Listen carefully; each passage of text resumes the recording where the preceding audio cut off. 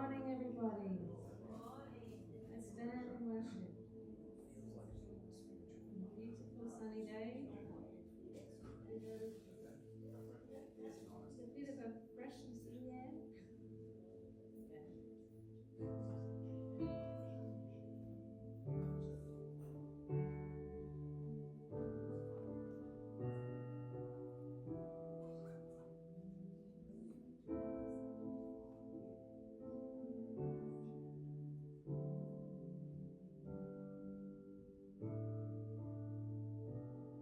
For the Lord our God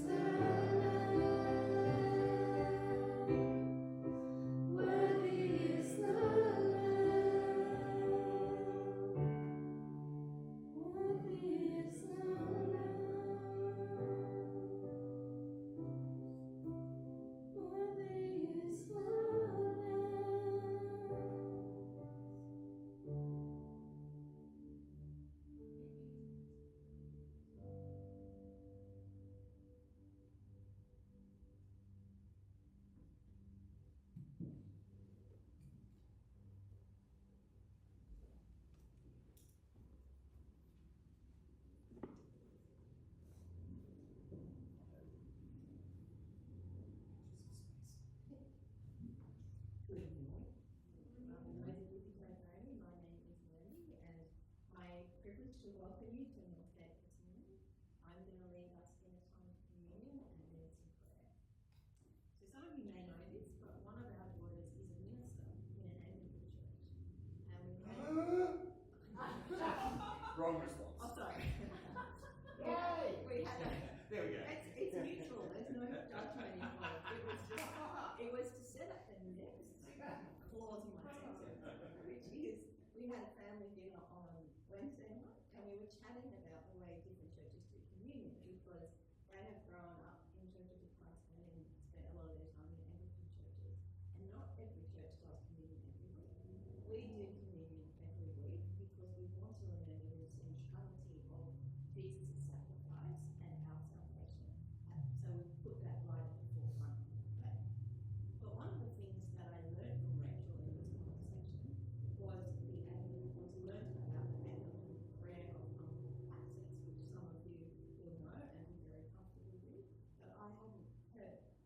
talked about the fact that at the church she was working in before, they said it every time they had communion.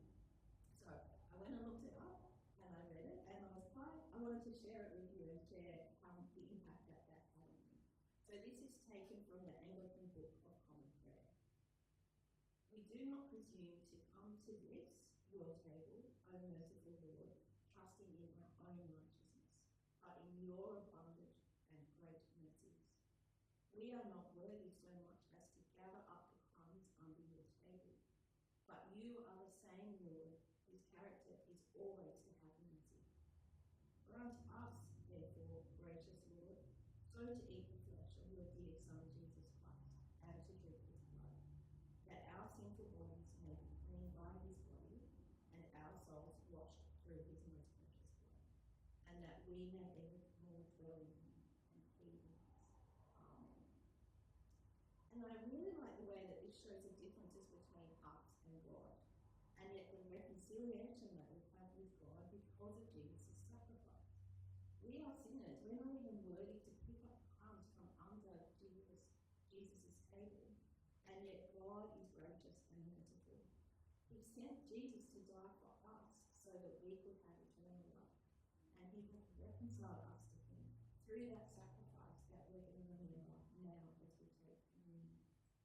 So as you take the bread, which represents Jesus' body, and the cup, which represents his blood, remember that reconciliation, that even though we don't deserve to be anywhere near God or near his presence because of our sin, we have eternal life because of that sacrifice.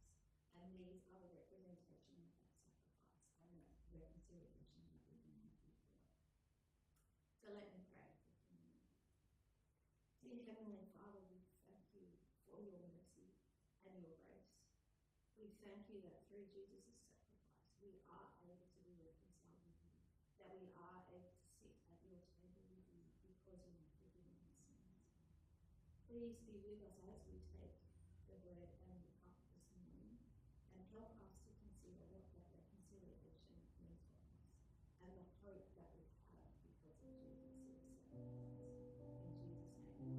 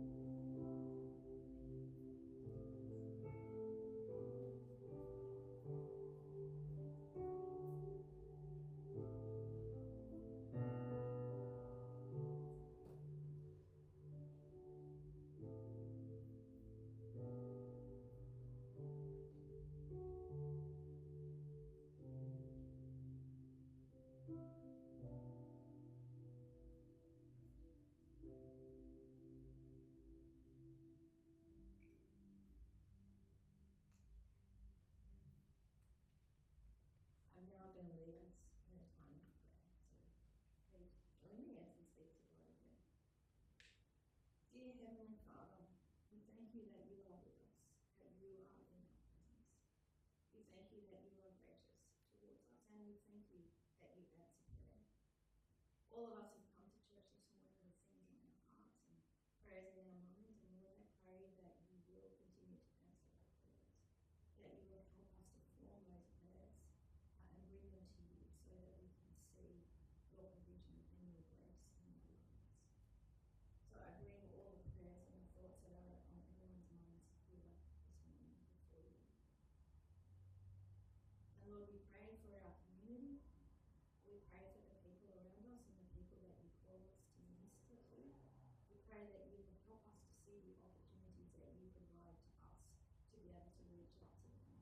whether that's to help with their physical or material needs or their spiritual needs, Lord. We know that you care for everyone, and we know that you put us into people's lives for a reason.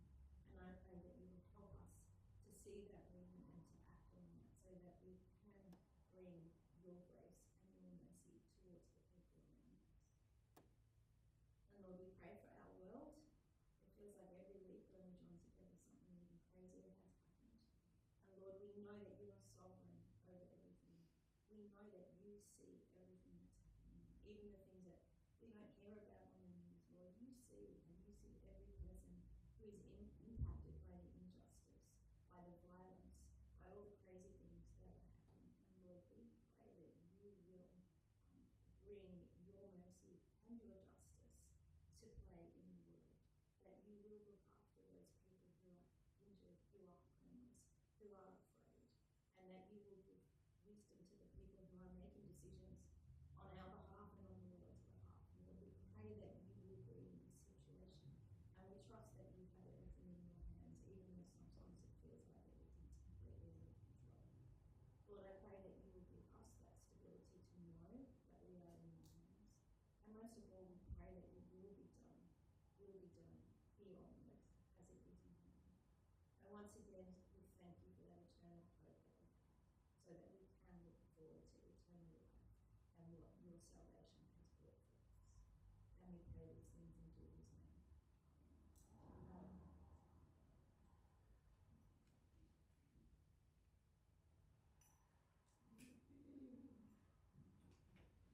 Morning, church. A few announcements for you.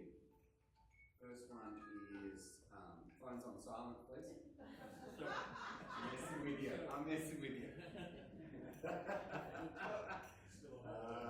You can call me pastor, don't you?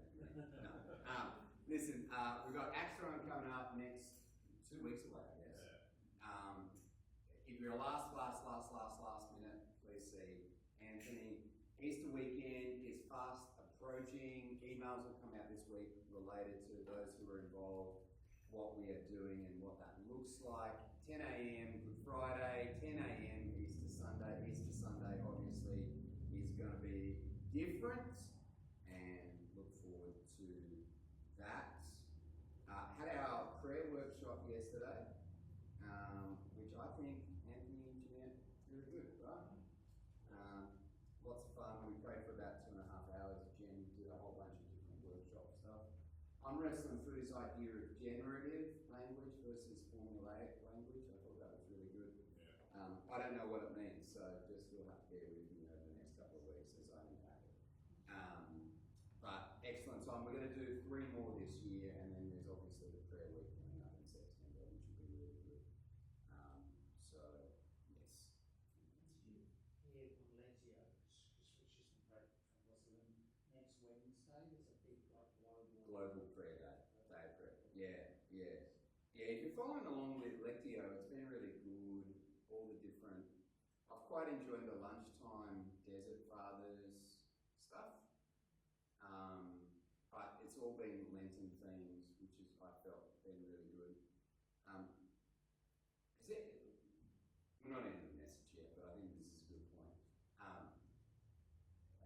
Has anyone had that experience where you come to a point of prayer and there's something that comes up in Lectio that's a little punch in the guts? I don't know if you read, not in a bad way, but something like, it's almost like you need to wake up and pay attention to this. It's sometimes prayer is good and it's rejuvenating and it's wonderful, and then sometimes prayer is a wrestle and it's a challenge and it's difficult getting before the throne room, and then sometimes prayer is deeply rewarding and edifying and encouraging. I don't know why I bring that up. I'm just saying that sometimes when we're doing Lectios, I feel like I want to be in a prayer cell in the Egyptian desert.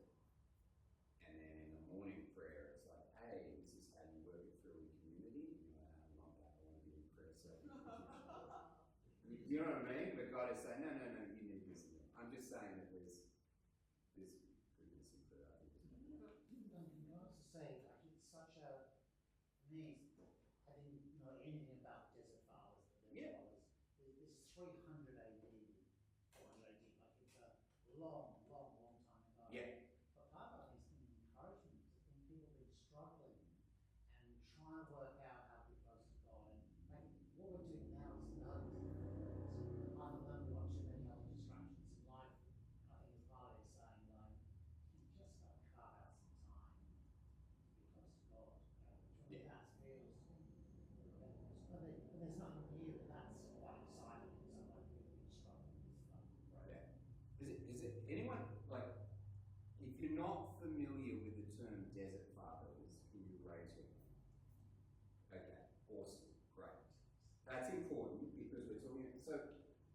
moment in history, about 300 AD, when a bunch of Christians are so sick of the distractions of the world, and they're so overwhelmed by how loud the world is. In 300 AD, okay, they make a decision to forfeit culture and life and move into the Egyptian desert with the sole purpose of creating a space where they can have encounter with God. So this, at 300 AD, is kind of the birth of what we would call the Christian mystic movement. This is really important. Mysticism is not a modern New Age 1960s mysticism.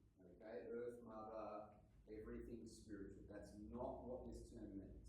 A Christian mystic is a person who is obsessed with having a profound and transformative encounter with Yahweh as clearly and as purely as possible. Okay? That's really important. So if you hear me say Christian mysticism, I have not descended into like woke liberalism. I am using the term as like an ancient Christian term of a desire to have a transformative encounter with God. Okay, and so these guys would go into the desert and build a hut for their disciples that became their prayer space, where they could have encounter with God. There's a whole movement of rediscovering it today. It's where our spiritual formation movement, which is a Dallas Willard, a Pete Scazzaro, a John Mark Comer type, Lord Richard Foster is in there. That's the umbrella that pulls on the root, which is a Christian Desert Father experience. Also leads to the monasticism that follows that, though. It does, and the key difference between that is I think monasticism is obsessed with isolation for the sake of being separate from the community. There is a decision that happens within the Desert Fathers to say, actually, no, you're invited to come and participate, but it's in a space where we can find that silence. So there's a slight difference, but it is where we see monasticism. Anyway, that's not the message for today. We can take it there. Keep going. Yeah. Oh, I just gave you the eye roll. Let's talk about it over coffee afterwards if you are fascinated about this. The Bible reading today is from Isaiah 13, and I think part of the reason God's got me distracted, I'm distracting myself from what God is wanting to teach us. We're wrestling through judgment. So what happens between 12 and 13 is a distinct shift from the love for the people of Israel to condemnation for the people of Babylon. Okay, so this passage is going to come at you, both barrels ablaze, but this is God's judgment on Babylon. If you've got seatbelts, put them on now.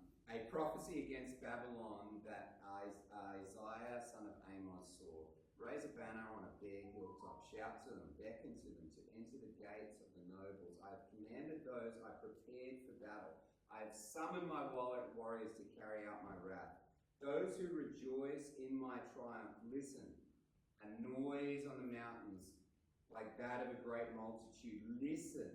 An uproar among the kingdoms, like a nation's massing together. The Lord Almighty is mustering his army of war. They come from faraway lands, from the ends of the heavens, the Lord and the weapons of his wrath to destroy a whole country.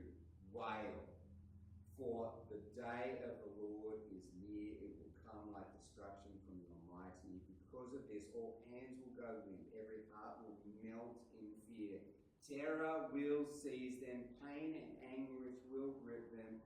They will writhe like a woman in labor. They will look aghast at each other, their faces aflame. See, the day of the Lord is coming, a cruel day with wrath and fierce anger, to make the land desolate and destroy the sinners within it. The stars of heaven and their constellations will not show their lights. The rising sun will be darkened and the moon will not give its light. I will punish the world for its evil, the wicked for their sins. I will put an end to the arrogance of the haughty and will humble the pride of the ruthless. I will make people scarcer than pure gold, more rare than gold of Ophir. Therefore, I will make the heavens tremble, and the earth will shake from its place at the wrath of the Lord Almighty in the day of his burning anger. Like a hunted gazelle, like sheep without a shepherd, they will return to their own people. They will flee to their native land. Whoever is captured will be thrust through. All who are caught will fall by the sword. Their infants will be dashed into pieces before their very eyes. Their houses will be looted, their wives violated. See, I will stir up against them the Medes, who do not care for silver and have no delight in gold. Their bows will strike down the young men. They will have no mercy on infants, nor will they look on compassion on their children. Babylon, the jewel of kingdoms, the pride and glory of the Babylonians, will be overthrown by God. Like Sodom and Gomorrah, she will never be inhabited or lived in through all generations. There no nomads will pitch their tents. There will be no shepherds that rest their flocks, but desert creatures will lie there. Jackals will fill her houses. There owls will dwell, and their wild goats will leap about. Hyenas inhabit her strongholds, jackals her luxurious palaces. Her time is at hand, and her days will not be prolonged. Yeah, it's a full-on passage. There is a command from the Lord that shifts us to the utter and complete and total destruction of Babylon. The interesting thing to note about this is that it is not the Israelites that execute the judgment upon Babylon. It is a foreign army, the Medes. There is an entire passage that unpacks all the ways that they are going to be destroyed. But the clear and concise point is here, it's utter destruction.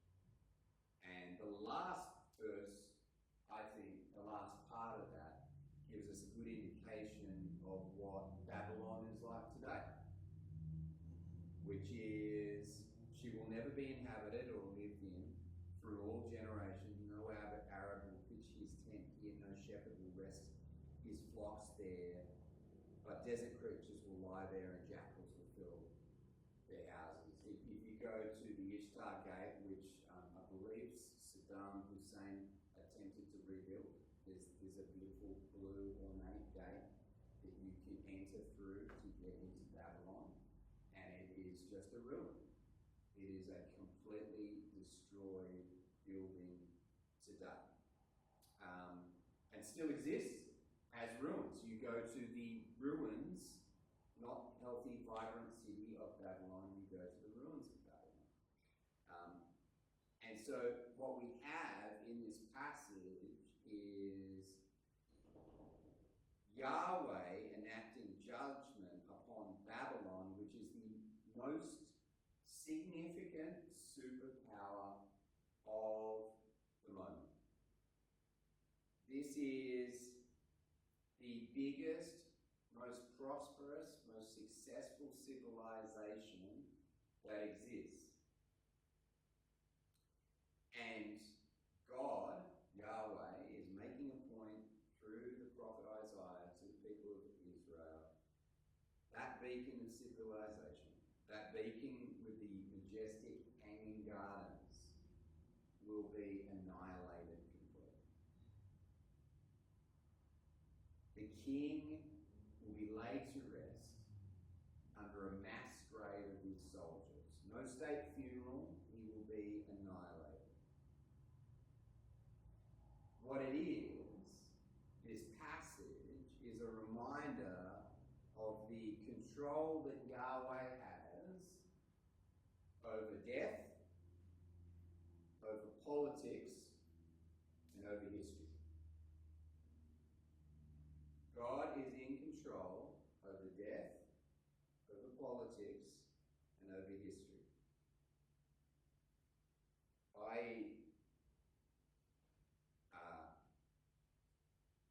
I've shared this with a number of people, but I've had a reluctance over the last few days, over the last few weeks, to enter our prayer room because of disappointment. And that was named yesterday in the prayer meeting by one of our very spiritual brothers in Rua, frustratingly, prompted by the Lord, that I had to work through. But one of the frustrations with disappointment is often tied to our notions of justice. So we want justice. So when we are wronged, we want justice swiftly. We want it immediately.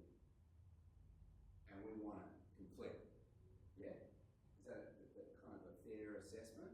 Like, if someone does something wrong to us, in the name of the good Lord, we want Leviticus to be unpacked right now, double barrels, figure out some lamentations sprinkled in there, but execute your punishment, Lord, on the wicked who have sinned against your child of the Lord, beloved and blessed child of the Lord. Lord, I'm a royal priesthood, a chosen people set apart for your good purposes, and this individual has come in and upset your child. Yeah, the most simple and easy way this plays out is when we cut off and we get a little road rage that fills up inside of us. Yeah. Lord, smite that car.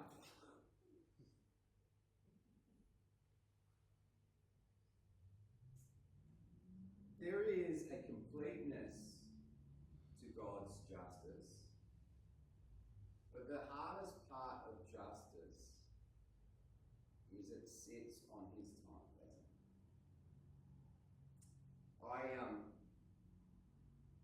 I get a little obsessed with facts and figures. So Isaiah 13 is written somewhere around 740 to 680 BC. Okay?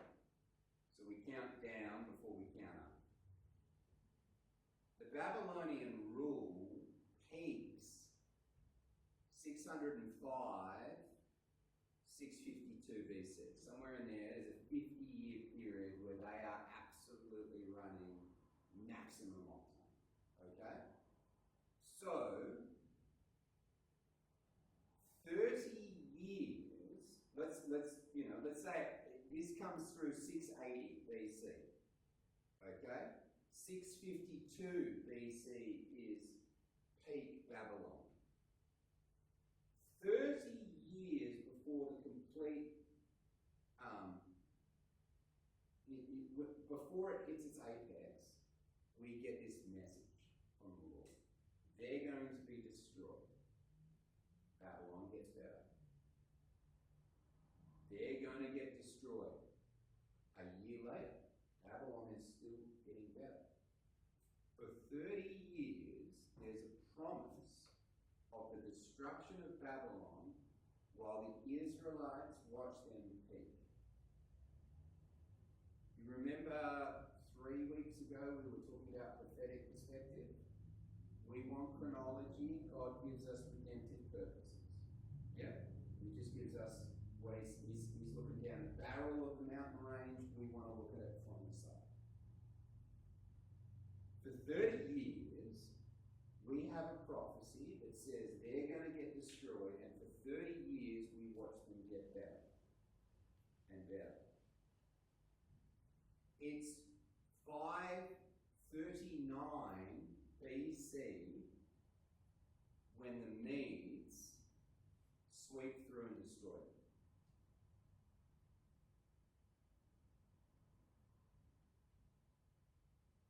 They get better and better and better and better for 30 years.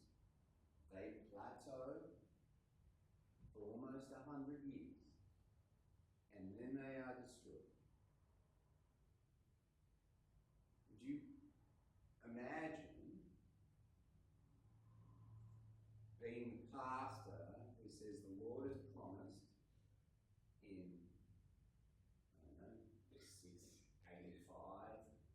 see. The Lord has promised they're going to be destroyed. And you preach that every single day of your life until you die. And then the next generation of pastor preaches it every single day of his life until he dies. And then the third pastor, right at the end of his tenure, gets the opportunity to see it. And that judgment stands as a testimony today. Of all the builders, this gate was designed by Saddam Hussein. It's not a great thing to put on a plaque, is it? Utter ruins, utter destruction. Our God hears our prayers, and He is the Lord over death, over politics, and over history. But the way that He moves is generational sometimes. And justice doesn't come on our dime in our time, it comes on His dime in His time. The interesting thing is if you contrast the power of Yahweh with the power of Jesus, we see a similar idea. Jesus confirms not just that Yahweh is the God over death, politics, and history, but Jesus is also moving with that same power and authority. Jesus enters into a distinct political rule, into a religious framework, and through his death and resurrection conquers all three. Only two things are guaranteed in this life, and they are, it's incorrect. Isn't it? No, well, for us it is. For us, we are all going to have death and taxes, isn't it? But for Yahweh and for Jesus, they are above death and taxes. Of the two things that are guaranteed in our lives, death and taxes, the King that we serve, Jesus and Yahweh, has conquered both. Yahweh is Lord over death, politics, and history. 1 Corinthians 15, 55 to 57 says, "Where, O death, is your victory? Where, O death, is your sting? The sting of death is sin, and the power of the sin is the Lord. But thanks be to God, He gives us victory through our Lord Jesus Christ."